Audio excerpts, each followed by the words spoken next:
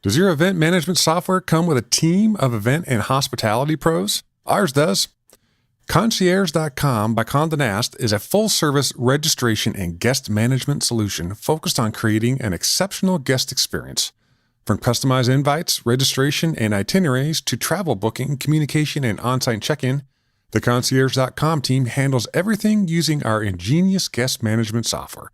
Visit Concierge.com to see how we can help you and how we can make every guest feel like a VIP. Are you a followers? 9, 8, okay, so we're gonna probably add. Welcome to Gather Geeks, a podcast by BizBash, the place where people passionate about meetings and events come together. Here are your hosts, BizBash CEO David Adler and Executive Editor Beth Kormanik. Welcome to Gather Geeks. Today I'll be introducing the conversation that David had with Brian Feit, founding partner of BMF Media. It's a perfect post-Grammys episode because Brian's roots are in the music industry, and BMF was busy with activations and other events during this year's Grammys, which took place last week here in New York. BMF works with brands we've all heard of, including Marriott, MasterCard, Smuckers, and W Hotels. They're often found at the biggest events nationwide, activating with brands, and they're masters of figuring out the millennial mind. The agency employs some 75 people, and one of the things that Brian has to do is be obsessed with what's next. They have entire departments that didn't exist 2 years ago because they're addressing totally new needs. And that's one reason they're still around after 15 plus years. BMF is based here in New York, and David went on location to visit their new headquarters. When I stopped by this summer, they were gracious enough to show me their rooftop deck, which is an amenity I would recommend for any office. Today, we're going to listen to how BMF helps brands bring authentic experiences to customers, how they measure ROI, and get an inside look at how agencies are modernizing for today's needs. Take a listen. So Brian, I'm here in your new offices. You're obviously very proud of what you've accomplished in just a few short years. Tell us what you do and how do you explain what you do to your mother? I think she finally gets it. There was many years where she didn't, but she trusts me. My dad said the same things, like, I have no idea what you do, but I trust you. But now I think people are coming around and understand that, we throw events that create noise. We do experiential marketing. And she's been to a lot of them, so she's been able to witness like what goes on. So that's helpful as well. But But you've been always doing this in one way or another, right? Always promoting. At first it was promoting music and artists and new CDs to brands. And then the brands came to us and said, okay, that's great. You introduced us to this great new musician and they're going to play our event, but can you plan the rest of the experience in the event? And since then, we've ridden the wave of experiential marketing that's taking place right now. And now we have an influencer department. So where those worlds come together is really exciting. Okay, go back a little bit. Why is there a wave? What have you seen since, how long have you been doing this now? BMF's been around for 15 years. Okay. And we've evolved a lot in those 15 years. Right. Haven't we all? Yeah. But how do you, I always say that in the event industry, for years we were sitting at the children's table for Thanksgiving, and now we're at the big boy table. How do you explain on the experiential side, what really happened and why? Yeah, a few years ago, as a marketer, you wouldn't want to spend much money on an event because only 200 people there are going to hear about it. Maybe you get some earned media press clips and stuff from it. But now with the advent of social media, everyone in attendance is a potential microphone for you. So it really has made events valuable again. And while there's been a wave, has the wave crested or are we just at the beginning? Well, I didn't know that the influencer phenomenon was going to be here 2 or 3 years ago. So I'm ready for anything and constantly looking out for what's next. But I don't think we've touched the surface of it at all. And, the other cool thing about events, not just that they can be amplified now with all the attendees, but you have a deeper connection with the people that are there. They can touch and feel. And I think people crave that now in this world of isolation and technology. If you can let them experience something, they will form a stronger attachment to it. So you started, music was your thing in the beginning. And I now, for all of my trade shows that I do, and every time I do a conference, I always have an orchestra or a band because the energy I've discovered the energy of music is incredible. What is it about music that turns you on and it makes you such an advocate for experiential and music being part of the same sort of marriage? Yeah, there's value in music. Just the way it gets distributed and sold or utilized has changed all through the years, even from, tapes to vinyl to CDs to MP3s. And even us in events utilizing music and the power of that to enhance an event, people have emotional connections to music. So when we plan events, we try and think of what, all the different elements, but music is probably the most important one. Are they coming to see that band? Are they excited about that? Even the atmosphere that they walk into, is it the right vibe that's playing? So while I'm now finding myself in the brand business, music is still a huge part of everything that we do.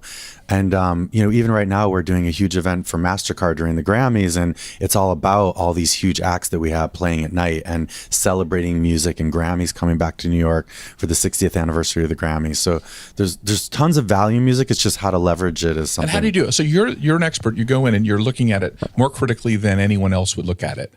How do you marry a brand to a type of music? I mean, there's music that doesn't work for some brands. How do you know instinctively what works? Yeah, well, one thing is you want to know what's out there. And you definitely want to understand the brand you're dealing with, like who is the demo that they're trying to reach and what kind of an experience are you trying to create, and try to stay up to speed on what's cool, new, and hip.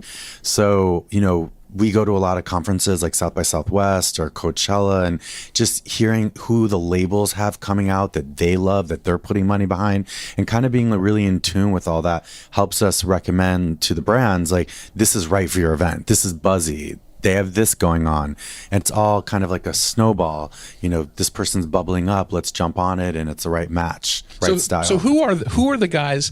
Who is it? Still kind of like the guy goes out to watch some artist, and they're like discovering Elvis. Is there someone still doing that, and then it just snowballs, or is it? We just did a panel today at the MasterCard House during the Grammys, and there was all these amazing music executives on the panel. Someone raised their hand and said, "How do I get you my demo tape?"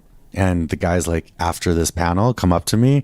I mean, it's still our normal hustle. Yeah, it's a hustle. Those guys are also scouting the internet, and we all know Justin Bieber was found through the internet. So it's also still old fashioned. I mean, I wouldn't be on the street handing out CDs like I still see some people, but you never know who they're going to hand to. But it's about being in the right place at the right time and just being smart. My whole story, the reason I'm in New York, I want to hear that story. Okay. I mean, it really goes back to my idol Madonna, watching Truth or Dare and seeing a guy in the background. I'm like, who is that guy? He's her manager. I'm like, I want to be in the music business. And how old were you? 13. So I got a subscription to Billboard magazine, which was expensive at the time. It was $500 for a year. And I was just reading about all these guys, Clive Davis, Sylvia Rhone, Tommy Mottola. And, I hustled. So I took jobs at record stores, internships at radio stations. I went to Illinois and became a college street rep for Mercury Records. And while there, in addition to racking up a huge phone bill, calling these New York-based record labels and figuring out how I can get in the door, I was writing letters to CEOs. I wrote letters to all these guys. But Clive Davis' office wrote back on behalf of Clive, he's impressed with your resume. You can come intern here. And it's insane that this man had time to write some Joe Schmo from St. Louis. Discovering people all the time. He's the real deal. Okay. But I used that letter that I got back from them to convince my parents that I needed to transfer to NYU, worked at Arista, interned there. And that's all because just hustling and writing a letter and getting a great response back from being lucky. But what is it? What was it that turned you on so much about this field? I mean, what is it? There's something that we're trying to get to. Music is an emotional thing. I mean, I love music. I mean, we all grew up with posters on our wall and we love music. So to be able to be in that world, creating it, promoting it, getting other people excited about it. I still to this day, if I get excited about a song, I probably text a screenshot out to a few people, you have to listen to this. So I just love that. And so what was what was your first memory of music? Well, my first concert was Paul McCartney in the stadium. I mean, my first album was a Madonna album, but it's just such a fun thing, and to be able to share it with other people and make money, and it's glamorous. So what did you do when take us back to your room? My room? Well, there was a Michael Jackson poster, a Madonna poster, probably a George Michael poster. I remember making I would make cassette tape mixtapes for my mom to listen to in her ride. Like the idea of curating what people should listen to and getting them excited as well and sharing that energy is just something I love. And did you spend hours listening to music? Oh yeah, in my room. In your room? Totally. With the headsets on? What did it look like? Reading album liner notes. Hello, remember those? I missed that actually. Like, to who are they dedicating the album to? Who's the label? Who are the songwriters and the producers? Unfortunately, it's hard to find that information out, but studying that really, and also Billboard and reading the articles, just the whole industry of it all always fascinated me. But I mean, it seems like the experience of an album was an experience that you're trying to recreate for others today almost. It's like there's a through line somewhere here. Yeah, well, those used to be like blockbuster setups. Now we're in such a singles-driven, fast consumption environment. It's kind of different, but those blockbuster albums were cultural movements. And so we're, definitely trying to do that here with like some of our big clients, Marriott, MasterCard, create these things that will create ripple effects of buzz. The fact that everyone is talking about the MasterCard house, and they are throughout the city. I'm hearing it in all my travels. Like, that's exactly what we want. Has it changed? It's Instagrammable, but it's also memorable that you tell other people through all your channels. Is that the holy grail now? What is the holy grail for experiential marketing? You can't spend the money for people not to talk about something. I think now it's also about like breaking the mold, changing the game up. So some people are doing really well, like the Museum of Ice Cream kind of broke a mold a little bit. Now there's a few of those popping up.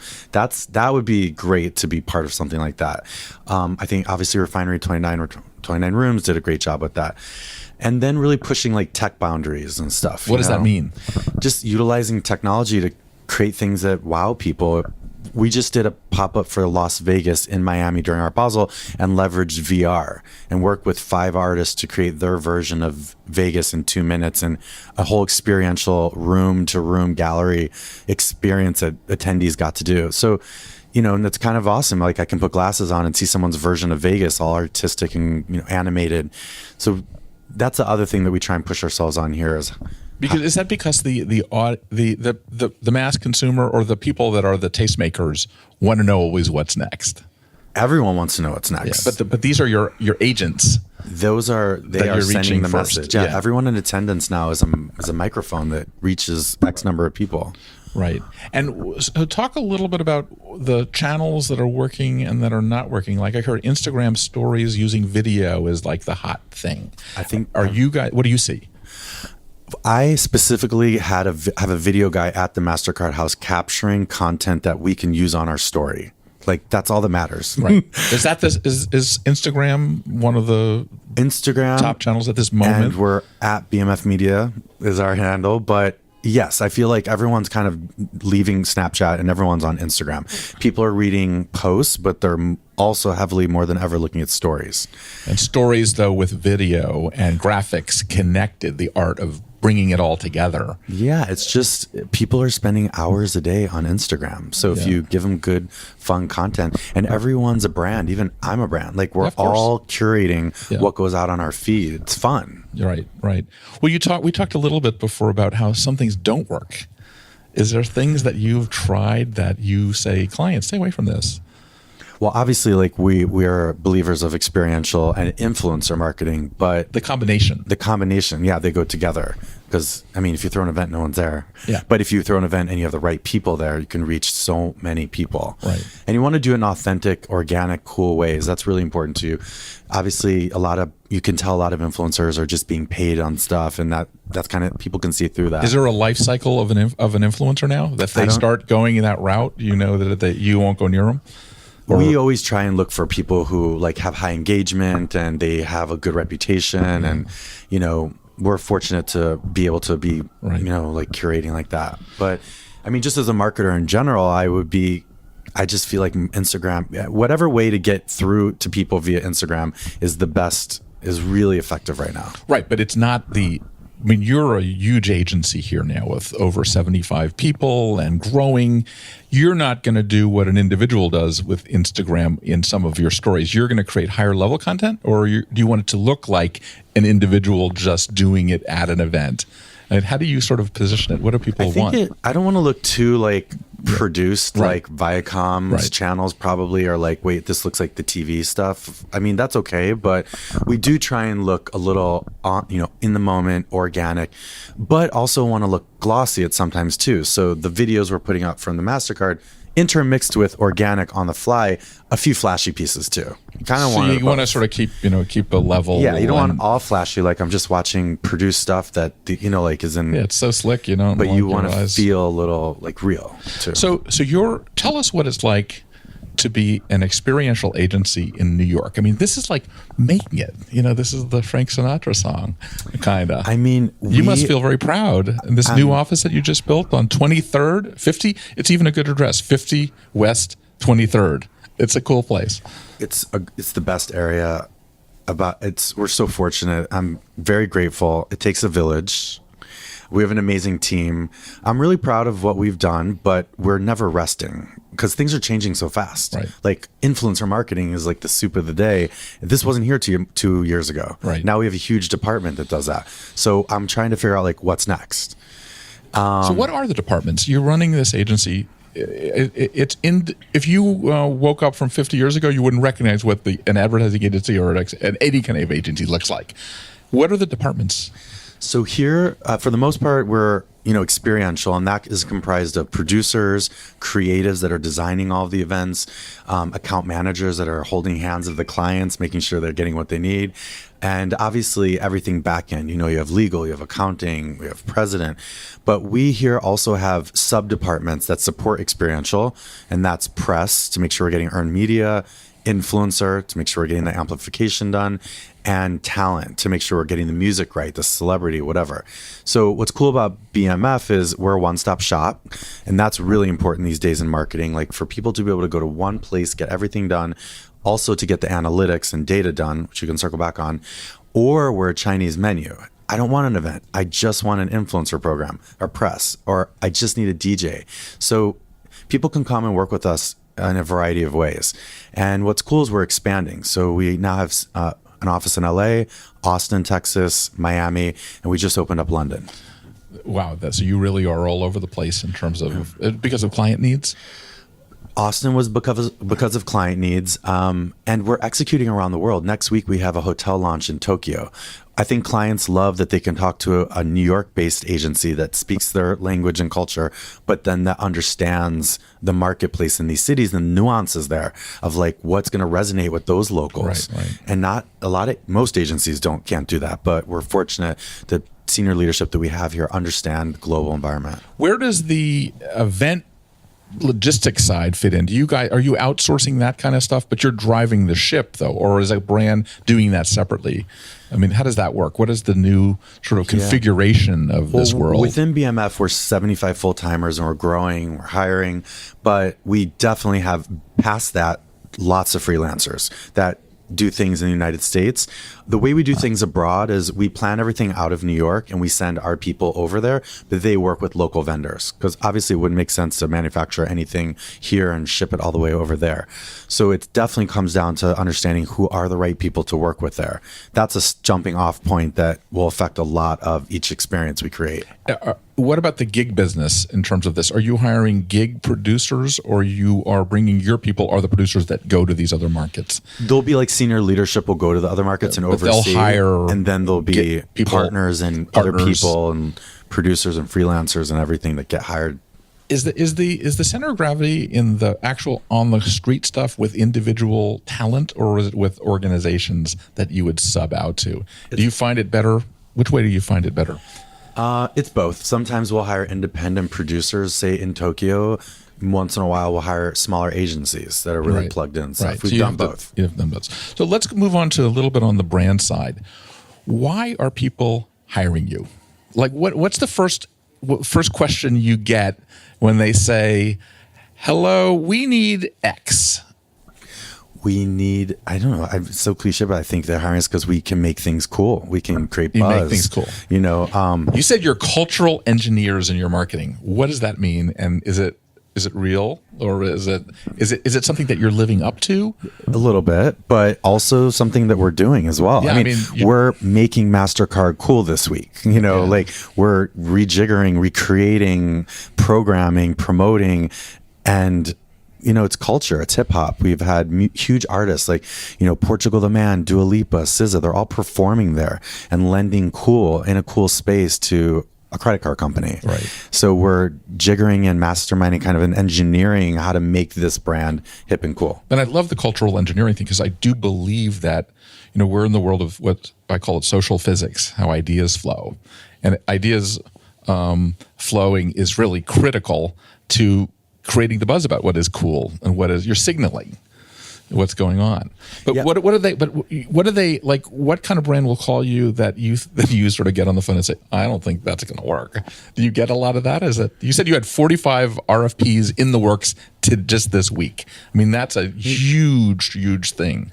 I mean, one of the hardest things is saying no. We started this company on my couch in my apartment in the West Village. There was 2 of us. So we come from a place of, do you have business for us? We'll do it. And that's part of the evolution of the company, going where the work is. But at this stage of the company, we are have to be selective, and it's hard to be selective. So we now have minimums, certain thresholds of budgets that if you don't have the right budget, we just can't take it. Right. And that's really just so that we can maintain service for those that we do work for, right, and growing those relationships with the big clients. But the brands are thirsty for this, right? I mean, are you finding that most brands are not doing this stuff in-house anymore? You get what you pay for. Yeah. If you try and do it in-house, then you're not using your time for something else. Right. And oftentimes, I mean, it just doesn't make financial sense, especially in some of our events where it's kind of multi-sponsor configuration. If you engage BMF and we're allowed to bring on other partners, we'll probably pay for ourselves with the additional dollars we bring in, as well as do an excellent job beyond what you could have done in-house, because we're experts at it, is what we do all day. So, the other thing is, like, as a marketer now, they're asking for events. They finally, for the last 3 years, I think people have been like, well, what's the ROI on an event? Like, really, like, and now they're getting it. Like, and what is the answer to that? Well, what's funny is the TV industry, they, say it's Nielsen, but the TV companies all own Nielsen. So as soon as we develop our own Nielsen in the event industry, in the meantime, we sit down with each client and say, what's your KPI? What's your ROI? And there's so many ways to measure experiential. How many people came in the door? How many people tagged the social hashtag? How many earned media impressions you got reading it in those publications? Like, there's just what was a sales lift in the market after you left your pop-up shop and stuff. So you can measure it. And now at BMF, we have a full-time data and analytics guy that our clients are really excited about. And he's going to be diving deeper into that with all of them. So, and as a marketer a few years ago, I remember people were, as a marketer, you would be like, why would I spend money on a 200-person event when I can run banner ads that reach 5,000 people? And we all know we seep through that. Yeah. And brands are savvy now. They know these advertiser numbers are way inflated. Like, it's just so they're getting it, this more authentic way of reaching. Like, what's more powerful than word of mouth? We grew up, right. A restaurant messes up, they're dead in the neighborhood, right? So I trust this guy that I follow on Instagram. He says this is cool. Right. That's powerful. It's word of mouth. Yeah. So it's really interesting that we're in the era of the temporary marketplace. I mean, how many people and you just look down in New York City and you watch all the empty retail. But events are really temporary marketplaces that serve the purpose to really help on the online side too, right? Are you finding that? It's really fascinating what's going on with temporary marketplace, supply, demand, like limited edition things. You see these lines of kids around the block for the new shoe. Oh my God, that's unbelievable. That they probably shouldn't be spending money on necessarily. Does that make you like fell? Well, it's part of the insanity that we're in, and I love it, actually. It's when kind that of fun. happens in your event, you love it, right? We had lines around the corner at the MasterCard house, which was a good problem to have, I guess. Yeah. But we don't like not accommodating people, so that wasn't fun. But yeah, it's very fascinating what's happening with retail. You also have retailers that are opening stores. Right. So one of our clients is Bonobos. They're opening dozens of stores a year, but you go into their store, you try things on, you place the order, they ship it to you. You can't take anything. So you're with going you. into an experience. It's basically a 24/7 Exactly. experience. No, you hit it nail on the head, because when you go in there, a stylist is really working deeper with you. Yeah. Not like, can I get your size? Yeah. You know, they're and all of their sizing is kind of uniform, so it's not like, you know, one thing fits and then nothing else in the store does. It's like once you learn your fit there, you have the experience with that sales stylist, you can then get down into materials and colors instead of, is this going to, you know, it's just much more personalized. It's an experience, like you said. Right. So you got all the success. The industry is competitive. How do you keep your edge? How do you're growing. You're now not the guy in the couch, but you got a lot of guys on their couch that are trying to come after you in a sense. How do you keep your edge for the next decade? Luckily, there's a lot of work to go around right now. Economy's up. People want this service. So that's helping, I think, but really just doing good work and promoting it. I'm adamant about our social feed at BMF Media showcasing our work, because our customers follow us. I want them to see that we're throwing the coolest Grammy event in town, and that they should want to work with us versus the guys on the couch or even the bigger ones too. Right. So as we kind of end this, because we try to keep it to about 30 minutes, what advice do you give to the person that is on that couch? When you were 20, how old were you when you were on the couch? 24, when you were just sort of like, before you realized all this ambition, what would you do differently? You were a hustler, but what does hustling mean to you? Never, #never not working. I mean, really, you know, be careful what you wish for, because you can create this. I'm here and I'm very happy that I'm here. But there's a lot of responsibility that goes into having your own company, well beyond just throwing events. I mean, there's a lot. Yeah, just one foot in front of the other. When we were on the couch, I knew we had revenue coming in the first month, the second month. I did not know where it was coming in the third month. But client by client, project by project, doing good work, word of mouth. And we don't advertise except for via Instagram, but it all just sort of falls into place. The other thing is partners are nice to have. And that's like finding a husband or wife. It's not easy, but I have 2 great partners. I have a new one now that just joined the team, and you can't be in all places. So it's you just also have to trust and let people do good work. Sometimes get out of the way as well. If your partners are doing, you know, you don't have to do everything. Right. So there's a lot of that. That's a tough lesson. It's a tough actual thing to do. Even this beautiful office was decorated by my business partner. I don't want to pick the couches out. He does a great job. I got out the way. Exactly. But is there one habit that you've picked up? Like I used to, when I used to have my magazine that I started out of college, every day I'm going, did the checks come in? Did the checks come in? Is there some habit that you have kept through the through line through the last 15 years that you constantly do? Well, for me, it's like new business, really. It's like, did we win that project? Are we hitting our numbers? I mean, that's really, at this stage of BMF, is what I focus on too. And in terms of when you do pitches to brands, is there something that you have that's sort of special, the way you approach things? People have different styles. That's the great thing about having partners too, is it's all relationship business. At the end of the day, they want to work with the company who's doing good work, but they also want to work with their friends, which I love about this business. And we work with really cool clients. So the cool thing about having partners is we can decide who goes into the room, like who is going to, you know, connect the best and stuff like that. You use to strategically figure this out. So that's good. So I want to end it sort of like you said that you were like a big Madonna fan. Yes. Where are you now in your music tastes? I love Spotify playlists. They are awesome, and I still love pop, R&B, and electronic. One cool thing about BMF is we have been part of so many artists before they pop. They've gone through our events. So from Gaga to now Dua Lipa, we've been having her at events and touting her for years, and she's huge now. It's so fun to champion these artists before they pop. And I joke, it's like there was the Joni Mitchell song Free Man in Paris, the star making machinery behind the popular song, like, you know, which is a lyric from that song. But it's just fun that these artists have kind of gone through, BMF has touched them in some way, you know, trajectory them higher than where they were before, and to be part of that. And that's why we have such great relationships in the music industry and with our talent department. So, and that's what keeps us connected to music, which is why I got here in the first place. Great. So Brian, if somebody wants to get in touch with you, how would they do it? email us info@bmfmedia.com. Definitely follow us at bmfmedia.com and say hi. And we also, if you're looking to hire lots of people. We are growing. How would people? We're growing, and we welcome clients. and you want both? Yes. Clients and people to work here. It takes a both. Okay. Thanks so much. Thank you. Bye-bye.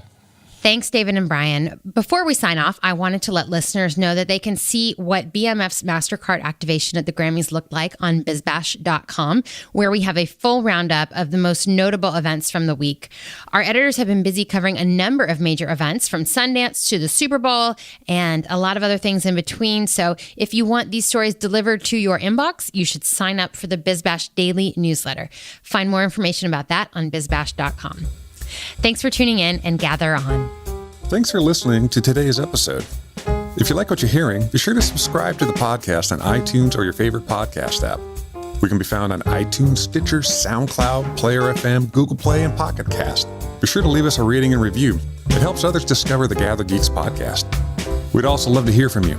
You can leave feedback on Twitter @GatherGeeks or leave us an email, gathergeeks@bizbash.com. We hope you'll join us again for the next episode of Gather Geeks. Until then, gather on. Event management software is supposed to save you time, but it rarely does. What you really need is event management software that comes with a team of event and hospitality pros.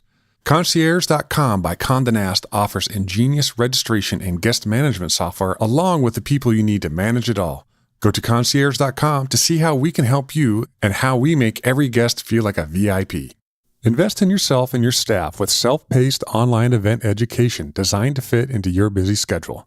Subscribe to the Event Leadership Institute for only $25 per month and gain access to an extensive on-demand video library of classes, as well as interviews with industry leaders. Best of all, you can watch classes in small pieces or all at once. For more information, visit eventleadershipinstitute.com.